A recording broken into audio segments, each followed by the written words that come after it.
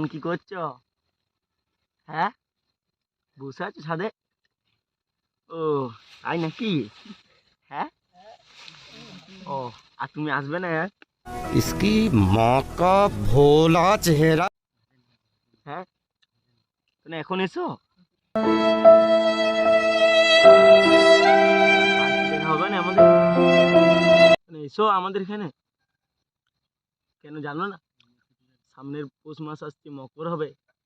এসো।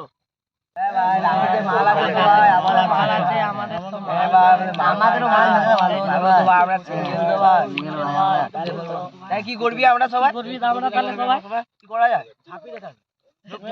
সবাই তাহলে